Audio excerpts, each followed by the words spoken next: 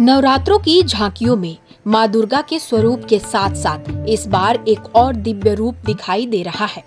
वो है जगन्नाथपुरी का भव्य मंदिर और वहां विराजमान भगवान जगन्नाथ का अधूरा लेकिन अद्भुत स्वरूप।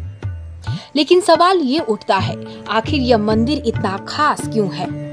क्यों जगन्नाथ जी की मूर्तियां अधूरी हैं और क्यों पूरे संसार में इन्हीं अधूरी मूर्तियों की पूजा की जाती है? आज हम आपको सुनाएंगे वो रहस्यमयी कथा जो आस्था, विश्वास और भक्ति का अनोखा संगम है। कहानी शुरू होती है भगवान विष्णु के उस रूप से जिसे नीलमाधव कहा जाता है। कहा जाता है कि प्राचीन काल में उड़ीसा के भील सरदार विश्वासु नील पर्वत की गुफा में भगवान नीलमाधव की पूजा करते थे।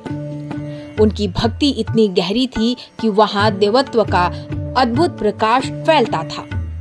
इसी दौरान भगवान के परम भक्त और उड़ीसा के राजा इंद्रधुम्न को इस चमत्कारी स्वरूप का पता चला।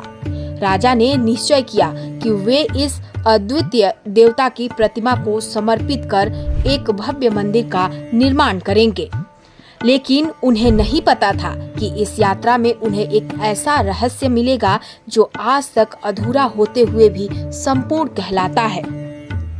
एक रात राजा इंद्रधुम्न को भगवान ने सपने में दर्शन दिए।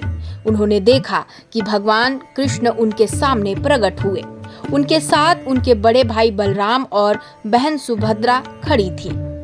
यह कोई साधारण सपना नहीं था, बल्कि संकेत था कि भविष्य में पुरी में भगवान त्रिदेव स्वरूप में विराजेंगे। राजा ने तुरंत मंदिर निर्माण की तैयारी शुरू की और तभी प्रकट हुए एक रहस्यमय बूढ़े कारीगर, और वह कोई और नहीं, देवताओं के अभियंता विश्वकर्मा थे, जिन्होंने मूर्तियां बनाने का संकल्प लिया। विश्वकर्मा ने राजा से एक शर्त रखी, जब तक मूर्तियों का निर्माण पूरा ना हो मंदिर का द्वार कोई नहीं खोलेगा। राजा ने सहमति दे दी। दिन बीते, हफ्ते बीते, लेकिन मंदिर का दरवाजा बंद रहा।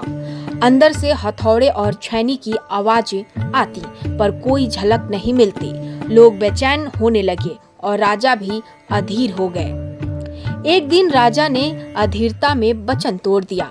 उन्होंने द्वार खोल दिया और देखा मूर्तियां अधूरी थीं। जगन्नाथ जी की दोनों हथेलियां और पैर अधूरे थे। बलराम जी और सुभद्रा जी के स्वरूप भी पूर्ण नहीं थे। और जैसे ही द्वार खुले, विश्वकर्मा अदृश्य हो गए। मूर्ति निर्माण अधूरा रह गया।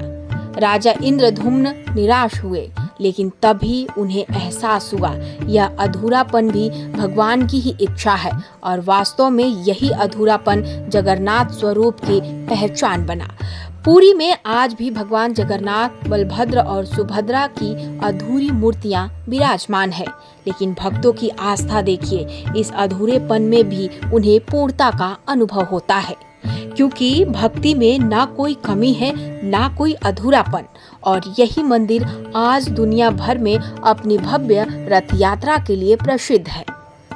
हर साल आषाढ़ महीने में भगवान जगन्नाथ अपने भाई बलभद्र और बहन सुभद्रा के साथ नगर भ्रमण के लिए निकलते हैं। तीनों देवताओं को विशाल रथों पर सजाया जाता है और लाखों श्रद्धालु इस दिव्य यात्रा का हिस्सा बनते हैं। पुरी का जगन्नाथ धाम सिर्फ एक मंदिर नहीं, बल्कि भक्ति, विश्वास और आस्था का महासागर है, जहां अधूरी मूर्तियां भी हमें यह सिखाती हैं कि जब भावनाएं सच्ची हो तो अधूरापन भी पूर्णता में बदल जाता है।